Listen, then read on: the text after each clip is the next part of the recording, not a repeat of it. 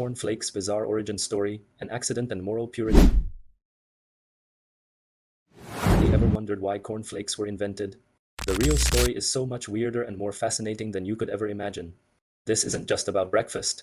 It's a bizarre tale of a happy accident, Victorian health obsessions, and a strange attempt to control people's private lives. Our story begins in the late 1800s at the Battle Creek Sanitarium in Michigan. It was run by Dr. John Harvey Kellogg, a man with some very strong ideas. Dr. Kellogg was a devout Seventh-day Adventist who believed that a person's diet was the key to both their physical health and their moral purity. He was a huge fan of bland, vegetarian food, convinced it could suppress what he saw as unhealthy urges and passions. Now, the actual invention of the cereal flake was a total accident. In 1894, Dr. Kellogg and his brother, Keith Kellogg, were experimenting with some wheat-berry dough for their patients. They accidentally left a batch of it sitting out overnight, and it started to ferment. Instead of throwing it away, they tried to salvage it by pushing it through rollers. To their surprise, it didn't come out as a sheet of dough.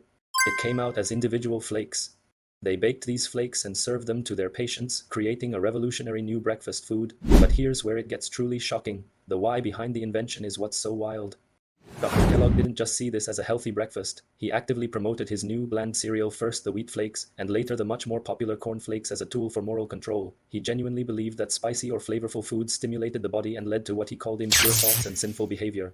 According to him, the extreme plainness of the cereal was the perfect antidote, designed to help people curb these natural urges. It was basically marketed as a health food to promote a very specific puritanical lifestyle. Of course, the story doesn't end there. It was his brother, Keith Kellogg, who saw the massive commercial potential.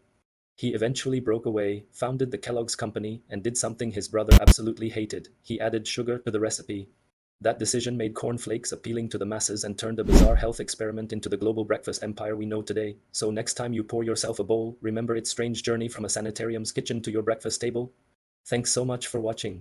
If you love uncovering the weird and wonderful side of history, make sure to hit that subscribe button and ring the bell so you don't miss our next video. See you next time.